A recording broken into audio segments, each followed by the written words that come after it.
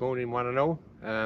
So I'm back on Alton Water in Suffolk on the Shotley Peninsula, all 400 plus acres of it. What I'm going to do this week, my target's bream and ideally some bigger fish. I'm going to go through everything in detail, my approach to a big water like this, because I realise quite a lot of people, and going by the questions I've been asked, are not quite sure what to do on a vast expanse of water like this. I mean, if you look this way, that's probably best part of 3/4 of a mile away, that's a far bank. I won't be casting to that. Even just here, you know, you've got a couple of 100 yards of water in front of you. So I'm going to go through everything in detail, starting with why I picked this area, where I'm going to fish in the swim, rigs, bait, everything. So yeah, thank you for watching as always. Right, so why did I pick this area? It's at the head of what we call Birchwood Bay, which in itself is probably about 40 acres. On the opposite side is Tattingstone Bay. And then the main drag of the reservoir goes this way and then all the way round to my left, if I stand that way. Yeah, a lot of water in front of me. I picked this area for one primary reason. I've got deep water relatively close in. You can see there's a bit of weed, but I've cleared a path. As you can see through the weed, I've raked quite a lot. And the stuff that's out there now is just that silkweed which is floating on the surface, so I won't have any trouble bringing fish in from there. Yeah, with the weather the way it's been recently, high pressure constantly for week after week after week, really hot, next to no wind as there is again today. There's a lack of oxygen in the water everywhere we're going. Some venues are being closed or they've got aerators going because of oxygen crashes. Where you've got two bays opposite each other and the main drag of the water, you'll have movement out here, and plus it's deep. The thing is, what little wind will move the water and create some amount of oxygen, and just freshen the water up a bit, rather than if you was fishing right in the corner of one of the bays.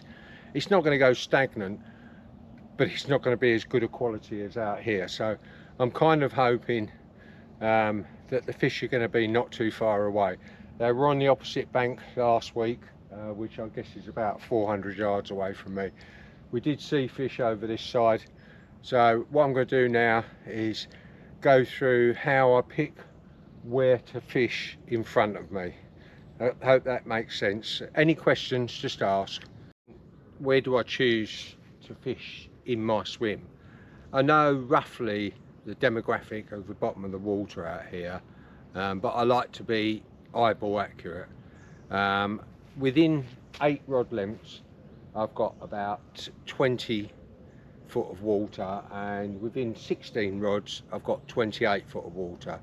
Now what I'm going to look for is a steep shelf, bar, whatever it happens to be. Basically it goes out like this gradually, and then every now and then it drops about 2 foot.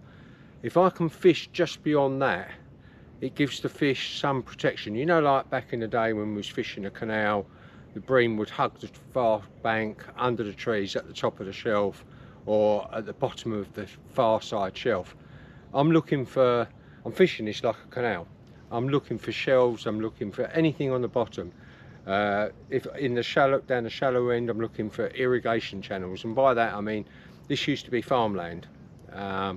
There's a river runs through the middle of it, and there's lots of farmland irrigation channels, and if you can find those, easier said than done, then you're onto a winner, because that's natural areas where food's going to collect, bloodworm beds are going to be. I do this by using quite a unique marker float system. So conventional marker float, as you can see, lead at the bottom, that's 2.5 ounces. Now most people, when they fish a marker float like this, they cast it out foot, foot, foot.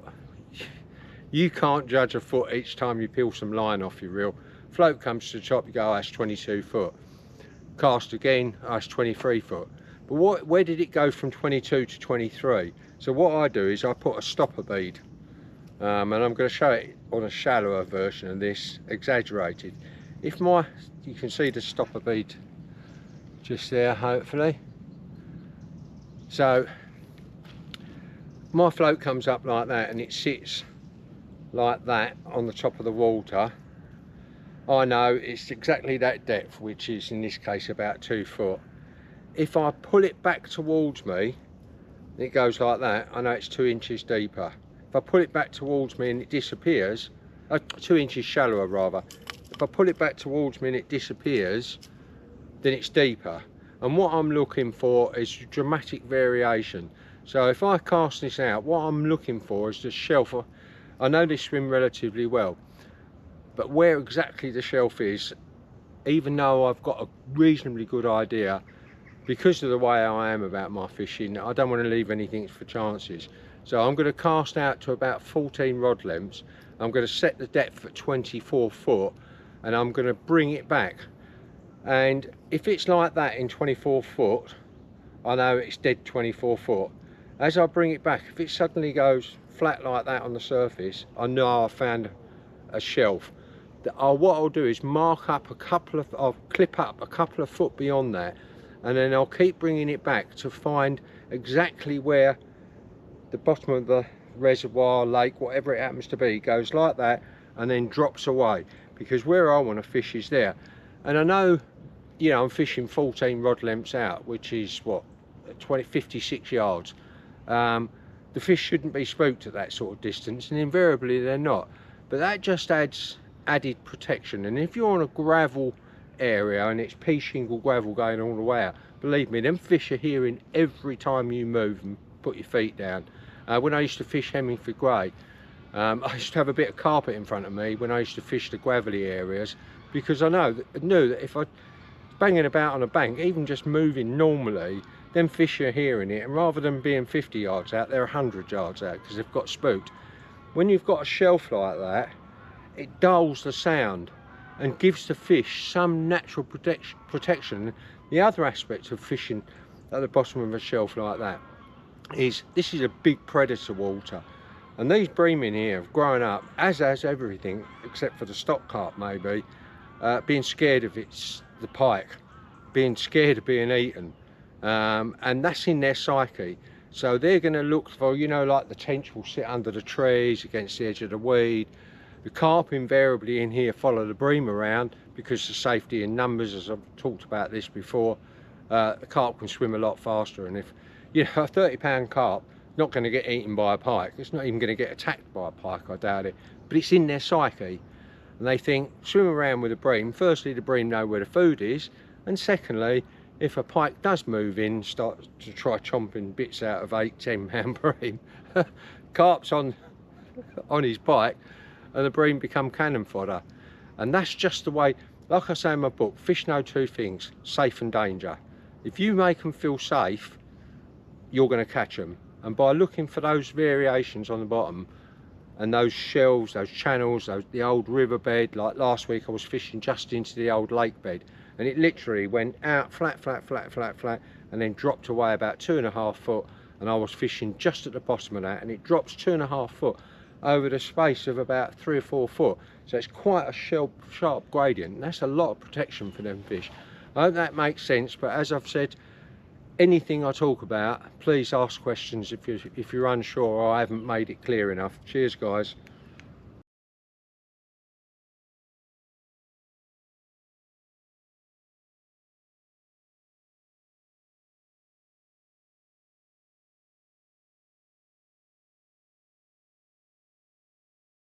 There, it's about 14.5 rod lengths, and it goes from 22.5 foot, and it drops off really quickly down to about 24.5 foot. That then levels off, that's at about 14.5, and it levels off to about 17 rod lengths, and then it drops again to 28 foot. I don't feel the need to be casting quite that far. I'll see how it goes, but I trust in what I do, and the fact that I found that feature, that's spot on for me. So this is what my ground bait mix is going to be. And this is all about firstly getting fish into the swim and then holding the fish in the swim, because it's all well and good if the bream turn up and they go through what you've put out in a couple of hours and then they're gone again. And this is what a lot of people find, especially on a big venue like this. So I'm quite specific in the way I feed, what I feed, and how it presents on the bottom and whether it'll hold the fish or not. This week I'm going with a Vitamin bulk feed. I'll get £3.50 for 2 kilos of it. And there's a lot of good stuff in here. I mean, those of you who don't know Vitamin, there's flaked maize, there's wheat, there's cracked wheat, there's all sorts in there. This is good holding for the fish, and it's also a good sight attraction because the bottom's really dark here. And although I don't want a light area on the bottom, I want the fish to be able to see the feed.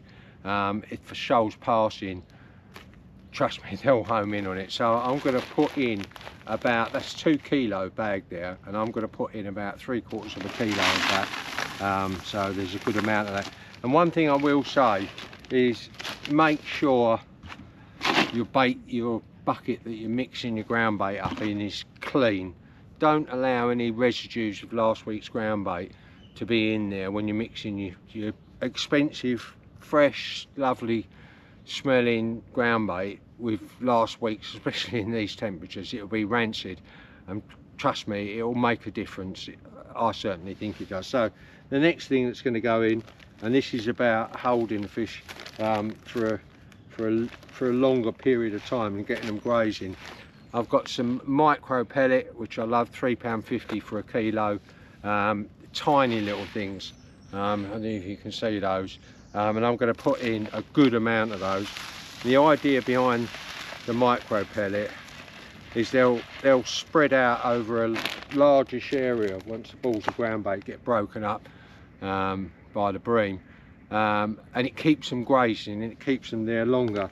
And alongside those micro pellet, I've got some krill pellet, and again a similar sort of size, so hopefully you can see that and it makes sense. So I'm going to put a good amount of those in, probably about a 1/3 of a kilo of those. I'm then going to put in some black crumb because the bottom's so dark, I don't want it to be too light. There's a good amount, about half, in fact probably a little bit more than half a bag of that. And then some krill ground bait, which all of this stuff I get from Dean's Tackle in Clacton. Absolutely brilliant shop and very good value for money. I mean, you're paying £5.99 for a kilo of most other ground baits, and this stuff's £3.50, and believe me, it works. And this krill ground bait has got loads of bits and pieces in it, loads of little pellets of different descriptions, but all tiny little stuff. A flaked maize, some crushed hemp, all sorts. And then I'm going to put in, not a lot, I've got one small tin. I've gone with Green Giant. I'm not using it on the hook, I'm just using it as an attractant, and this stuff does smell quite nice. So the juices of that are going to go in, and I'm going to put about 3/4 of a tin of that in on the first trip round. If I need to put some more ground bait out, this is one of the reasons I bring the small tins, is I've got spare. And then because I'm fishing in such depth of water, I want my balls of ground bait to bind. So I put this Sweet Banoffee from Dynamite in it, and I put a good amount of that. And it, a bit like with molasses, it's my ground bait. As you can see, quite a fair amount of it. What self-respecting bream, tench or carp would be able to resist that? So there's 26 balls there. You can see the size if I show you my hand. Yeah. Right, so I use one of these old Drennan whopper droppers. I've had this donkey's years. I've got 4 of them. Absolutely brilliant.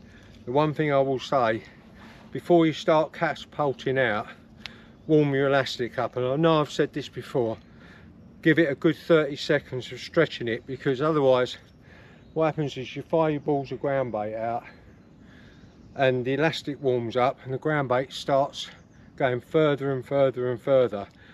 I mixed these balls up, and it's experience, and you can't teach experience, but this size of ball of ground bait with this catapult, I can comfortably hit between 14 and 16 rod lengths. So the distance I'm fishing, just over 14.5 rod lengths out, I'll be able to hit that comfortably and accurately, and that's the most important thing. So let's carry on warming my elastic up a little bit.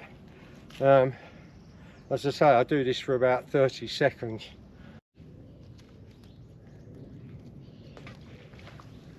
If you can see this,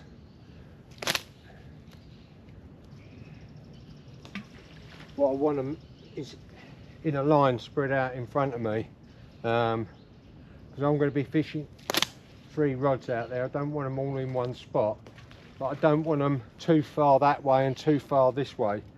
So where the accuracy comes in is the distance, the trajectory, where it goes. That one dropped a little bit short. Yeah, not so important. But yeah, I hope that makes sense. Just spread it out in a line, 1 rod, 2 rods, 3 rods. I shall be fishing each of my rods about 6 foot apart. So another thing I do, which is slightly different to the norm, I don't use measuring sticks to judge my distances on the rods that I'm using to catch the fish. What I do is I cast my feeder or lead, whichever it happens to be, out alongside my marker float, allow it to drop to the bottom, because in a deep water, if you flip the bow arm over straight away, it's going to pendulum back towards you. What you need to do is allow it to drop to the bottom next to the marker float, then tighten down and clip up. And then what I do, hopefully you can see that, I put a clip up, put a bit of electrical tape on there, and then when I come to fish, what I do is I cast to the clip and then unclip it and tighten down and set my reels on my bite alarms. Then when I want to recast, if it's not been because of a fish, I just clip it back on next to the bit of red electrical tape, cast to that, go through the same process again.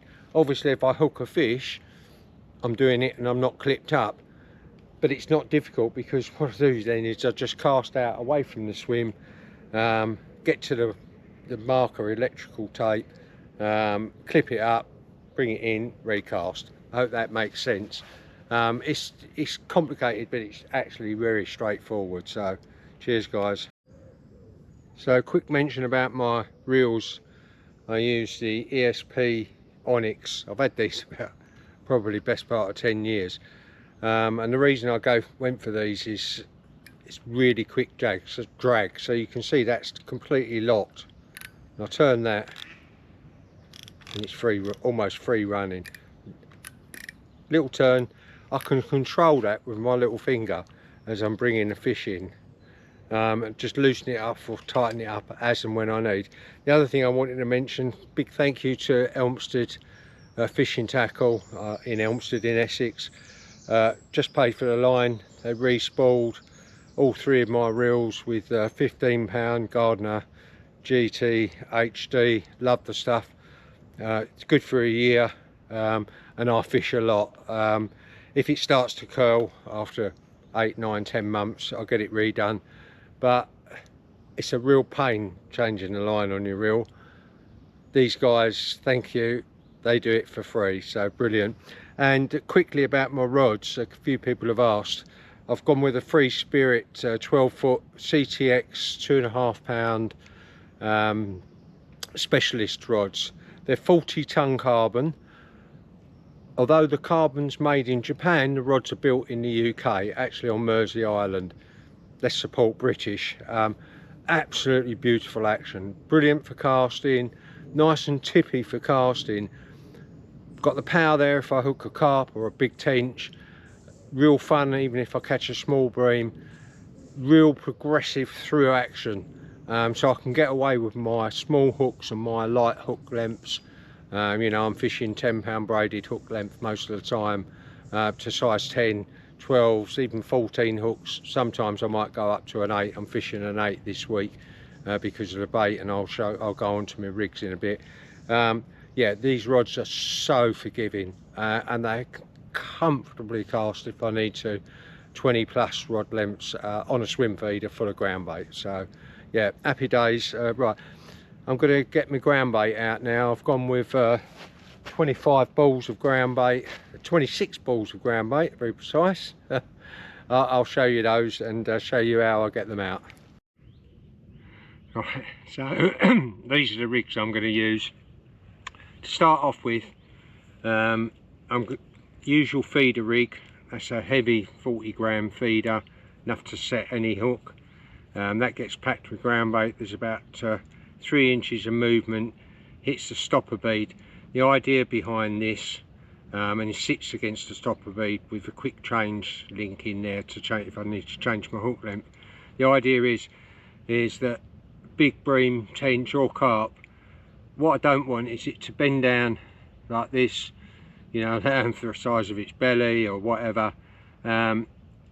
Pick the bait up and feel the weight straight away, because for my mind there's too much chance of them just spitting it straight out, and that's your single beeps, I think. With this free movement, they can bend down, pick the bait up, not feel any resistance, and because I cover the hook shank in silicone, and I'll show you that in a second, they're not tasting the metal, it's all they're tasting is the bait. So they bend down, pick it up, start to turn sideways or go whichever direction they do, and then that movement sideways, the feeder or lead, whatever you're using, hits the stopper bead, fish feels the resistance, doesn't wait to spit the bait out, it just bolts, turns straight away, sets the hook. So on my hook length, and that's a 10-pound braid Gardner, that is stripped back braid, I put a little stopper bead in there, and then when I pack this with ground bait, I push the stopper bead inside so that all that's hanging is this, and it can't wrap over the top of the feeder on the cast, because especially excuse me, in the winter months, last thing you want to be doing when you're waiting a long time for a bite is cast out and not know whether your hook length's wrapped over the top of your lead, wrapped over the top of your feeder, because if it is, it eliminates this process, and you're back to your single beeps again. So as I said, and hopefully you can see this, there's a bit of shrink tubing, it's pole float rubber on the hook length, and that's my go-to on here. That's an 8mm drilled krill pellet from Sonu Bait, a bit of pink pop-up, and you can see I've cut the pop-up corn to the shape of the pellet. I just don't want a big bulky bit of corn on the front, and getting this right critically balances it so it just sits like that. And the idea of the silicone is the fish puts its lip over the top and it doesn't taste the metal. If you've ever had metal in your mouth, a bit of foil, you know exactly what it's like. We'll times that by 1,000 for the fish. So that'll get me a lot of bites, but won't necessarily catch me the big fish that I want, the double figure bream and such like. And that's where this rig comes in. And so exactly the same system with a feeder and the stopper bead, but I've got a size 8 Drennan barbel hook again with a bit of silicone on the hook length, which doubles as a blowback. If a big fish picks the bait up and spits it out, invariably that bit of silicone ends up by the knot, by the eye. That's a 12mm krill active boilie, so it's got a coating on it, and then a normal size bit of pink corn. I had all of my big fish on this last week, but I got my initial bites, the first 2 fish, on the pellet, and that once I knew they were there, I come off the pellet, because I weren't there to catch numbers, I was there to catch quality. And it's going to be the same principle this week. I shall have 2 out on the pellet, 1 on the boilie, and as and when I know or I've got a rough idea of what's in front of me, then I'll change accordingly. I'll either go to all 3 on pellet if I'm not getting many bites, or may even try something else, of corn. But but primarily I'm going to be fishing boilie, I suspect. It's not the numbers I want, it's the big fish I want. And you know, I've caught plenty of bream in here in the past, and as much as, yeah, I love a 6, 7, 8 pound bream, I don't want to be catching one after the other, certainly not during the middle of the night. I'd swap 10 8 pound bream for one 10 pound bream, or I'd swap 20 8 pound bream for one 10 pound bream. But that's just my psyche. Some people want to catch numbers, and if you want to catch the numbers, then go with the 8mm krill pellet. I've tried every other flavour of drill pellet, halibut, fish meal, you name it, marine, the whole lot. The only ones that consistently work for me in here are the Sonu baits, krill, O pellets, these. And what I do with the pellet, because they'll break down really quickly, is I shrink wrap them. And if you can see that, hopefully that's got a bit of shrink wrap. It's colder shrink wrap, and I do half a dozen at a time in preparation for when I need them, when I'm making a cup of coffee.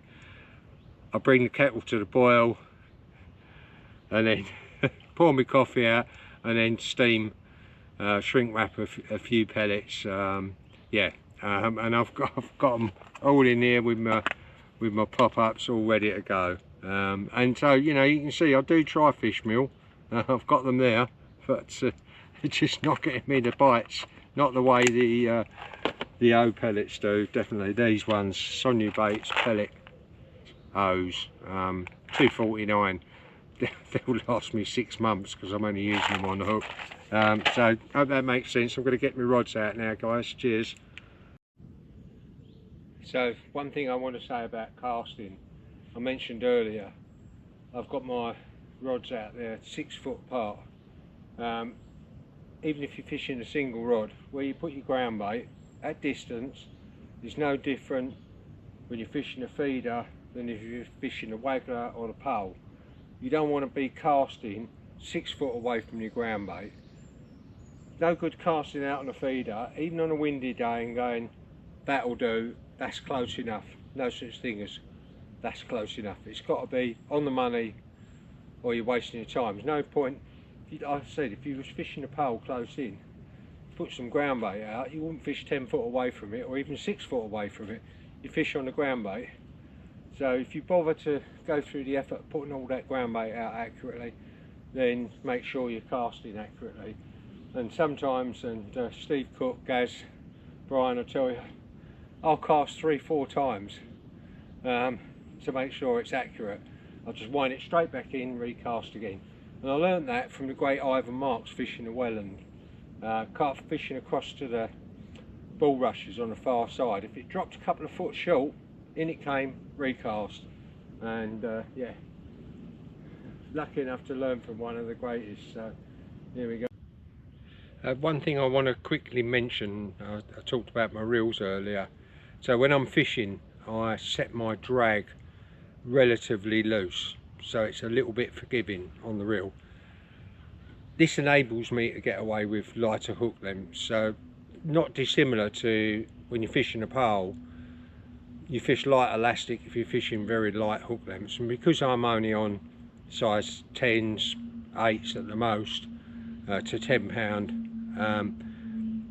I need my drag alongside my rods to be a little forgiving. When I lift into 50, 60, 70 yards out of 6, 7, 8, 9, 10 pound bream, last thing I don't want to do is go bump and pull the hook straight through its mouth. And if there's no give in my drag, and there's not enough flexibility and give in the rod, bump, fish is bounced off. So I hope that makes sense.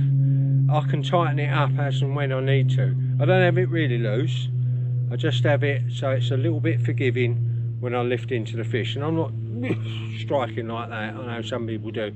I lift into the fish, but done it in the past, forgot to reset my drag, gone like that, bump, fish is straight off. Hope that makes sense.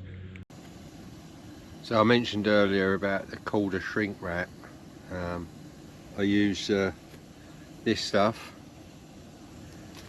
cut slices off 3 on a baiting needle, and then over the kettle, which is boiling now, filling me bivvy up with steam, and then you end up with that. Perfect, and that gives it longevity out in the water, because the pellets breaking down really quickly where the water's so warm. This stops them from breaking down that quickly. You'll have a good couple of 3 hours, even with the fish having a go at it. You'll have a couple of good 3 hours with the pellet, will remain whole. But the worst case scenario, you end up with just a sliver of pellet in the middle of the shrink wrap. I hope that makes sense. Cheers. Just gone midday.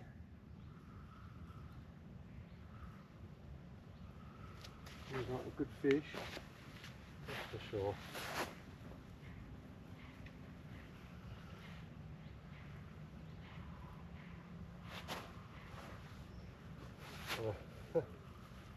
Right around the side.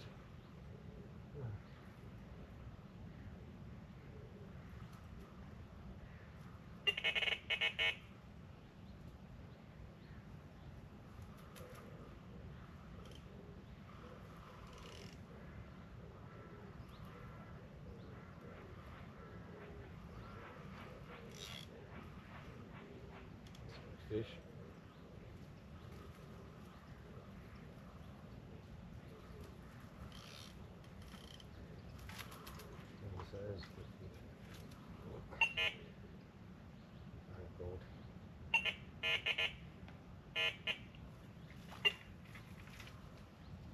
Got that off easily. That's a cracking midday fish, that is. Crumbs. Let's get her unhooked and have a look at it. So look at this fish, absolutely beautiful.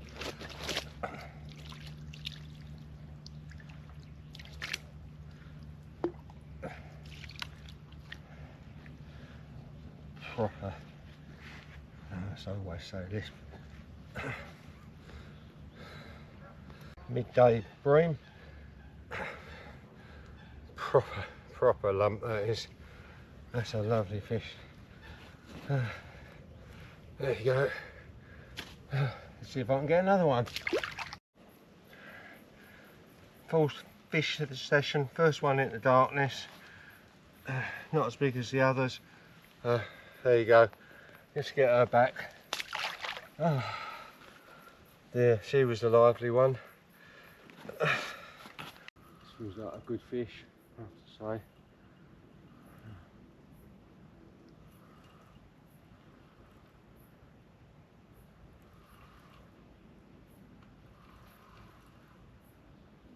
I had a couple of funny bites in the last half hour, so I thought, right, just in case, tie some new hooks and straight away.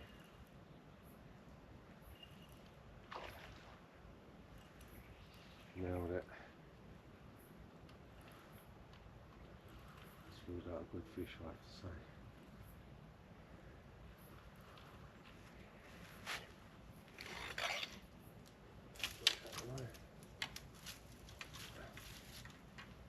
I'm fishing 2 rods during the night, hence why I did that.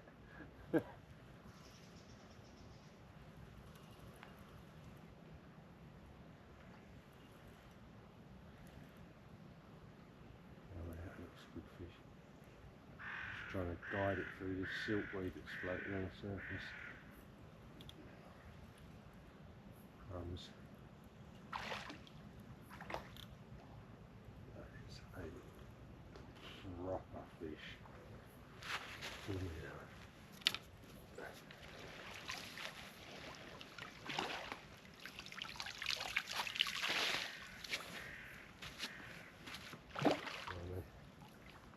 Hopefully you can see this.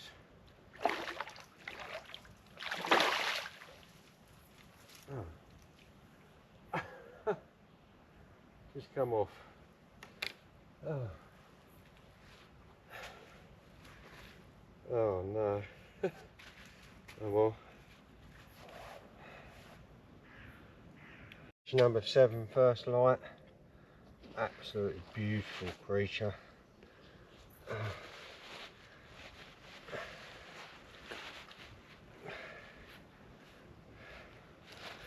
Very lively, as you can see.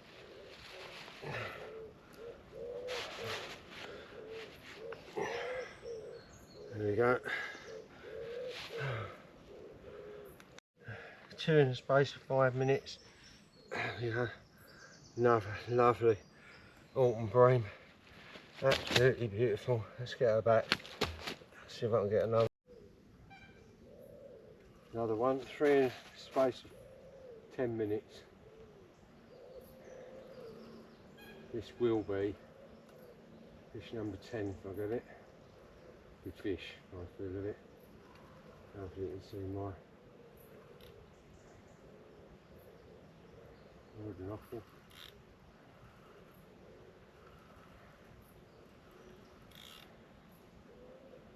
Oh, that's right.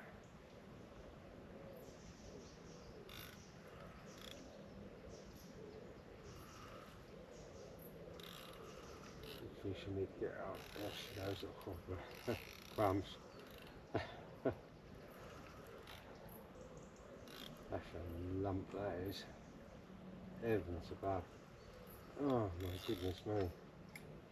That's a proper fish. Oh my days.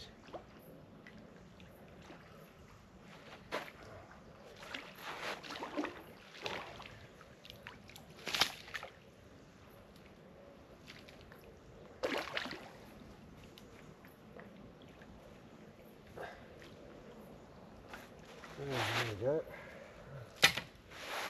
Right. No rods out.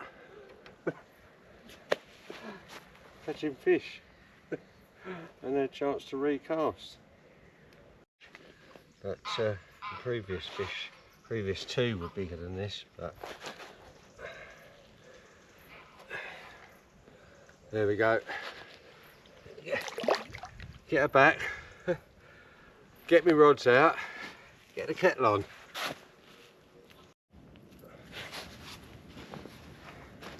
Fish number 12, comfortably the best fish I've had so far. I've had 6 in the last 2.5 hours since it got light.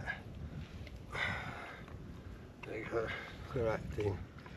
Absolute beauty. Absolute beauty. Right, I think I'm going to weigh that one. Right.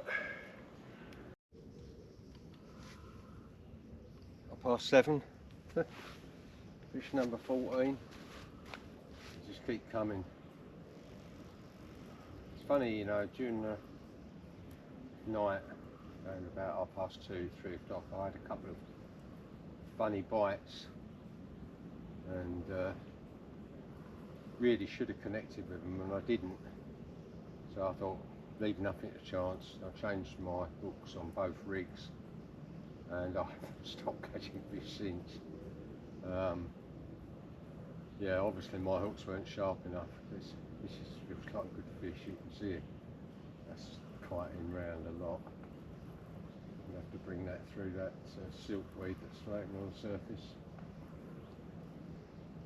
This feels like a lovely fish, yeah. I haven't stopped catching since 3 o'clock, since I changed the rigs. I've had 2 cups of coffee go cold on me. I'm not complaining. Another lovely fish. Hopefully you can see this.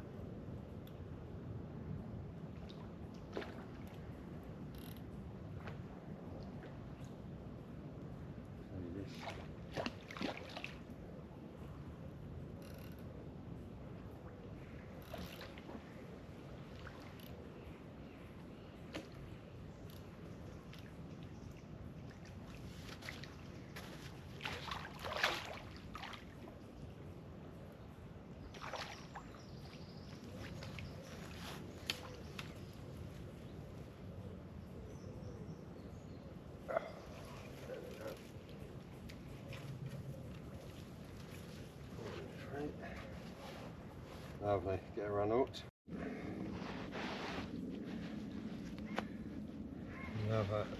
Lovely fish, especially for daylight.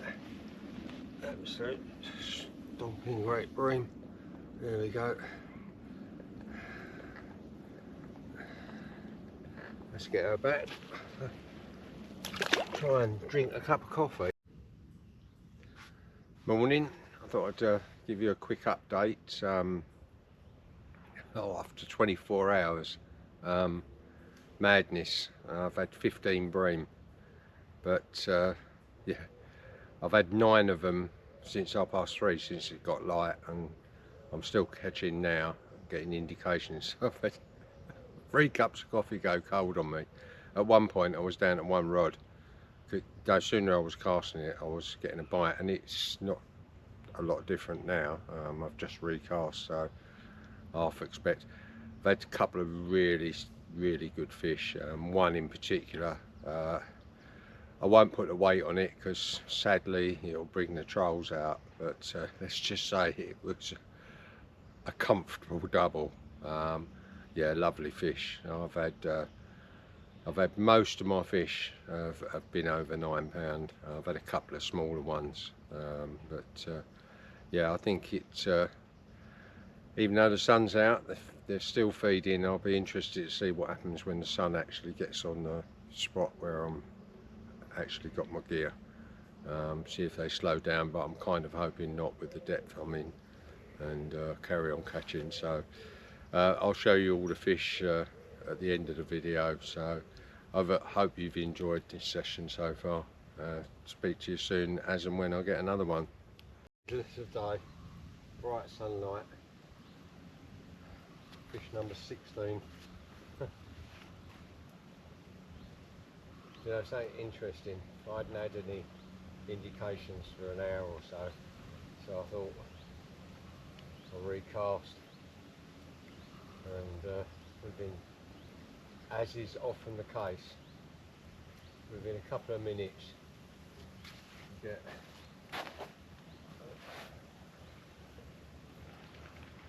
either an indication which tells you the fish is still there, or in this case, a bite. Trying to go around the side of the tree. Seems like a good fish actually. But then I say that with everyone. These rods are lovely.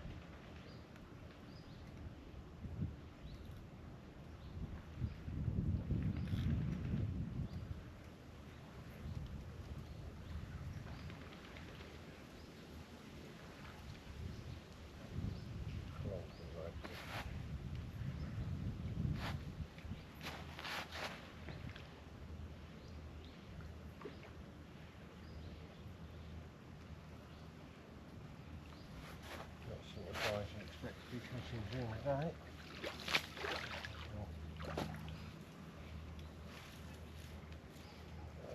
Absolutely.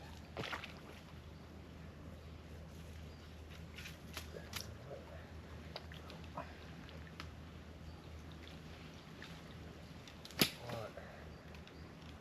Lovely job. Get that on up. Right, let's have a look at this fish. 12:15 it is.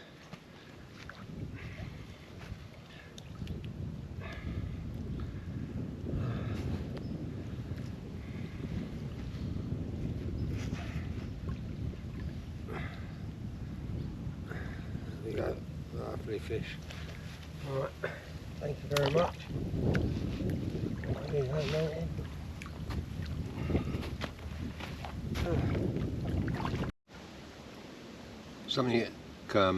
Something occurred to me while I was bringing one of the fish in. I mentioned about recasting, and I want to emphasise the importance of that on a venue like this, especially in deep water. If you want to keep the fish going, keep them feeding, you've got to keep recasting, you've got to keep that feed going in. And interestingly, I can sit there for an hour, won't get a beep, nothing at all. I think, oh, they've gone off the feed. And I've done this in the past so many times. Now I know what to do. I recast, and invariably within 30 seconds, a minute, minute and a half, I'll get an indication of some description and quite often a bite, and it produces a fish. So as a rule of thumb, as an absolute minimum, even at night, I never leave my rods out there for more than an hour. I'll have, if it's gone quiet and I've not had a fish and I've not had any indications, I recast, and it kicks them in, seems to kick them into action.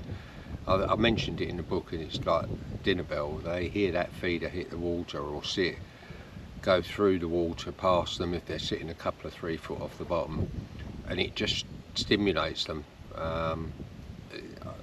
It's just happened so many times to me. Well, every time I fish here I do the same thing, and Steve, Brian and Gaz will tell you I'm forever recasting. Maybe it's the match angler in me. I don't do sitting on your hands and waiting. I try and make something happen.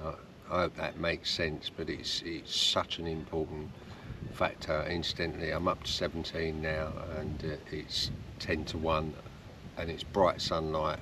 Got a bit of a chop on the water, but not a lot. And they're still feeding, and I'm still catching them, and they're still good fish. A lot of the fish I've had, well, the majority of them been over £9, and you know, a handful of doubles as well. So well happy, and one special fish, which incidentally that fish came about 30 seconds. I was literally, I'd cast one rod out, cast the second one out, and as I was setting the bobbin on the second rod, the first one went, and it couldn't have been out there more than 30 seconds or a minute. So just bear that in mind. I know it can be, but you know, what do you want to do? Sit there drinking coffee, staring at the water, or catch fish? Cheers, guys. They're still coming. Fish number 18. Another lovely Alton Bream.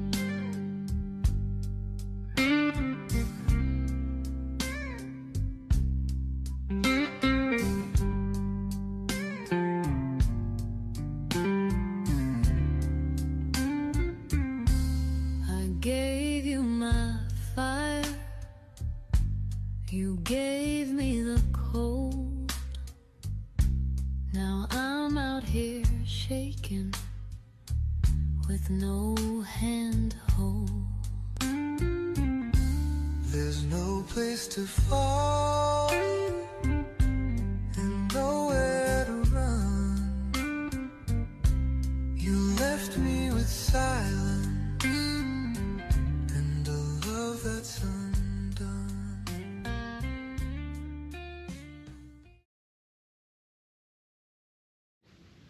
Evening all. So it's 6 o'clock on the second evening, and I'm exhausted. I've had 21 bream and I've not had a lot of sleep, so I'm not going to stay for another night. I did consider bringing my rods in during the night to get some sleep, but I've caught enough fish and I'm more than happy. So hope you've enjoyed the video and the information I've offered up. Please ask any questions. If I haven't gone into enough detail, say so. Yeah, the fish, I've had some really lovely bream, proper fish, and got what I came for. Only one small one which was about £7. The rest were decent proper fish, including that one really good fish. So yeah, don't forget to subscribe, like, and as I said, ask anything at all, and hopefully I'll be able to answer your questions. Cheers and thanks for watching.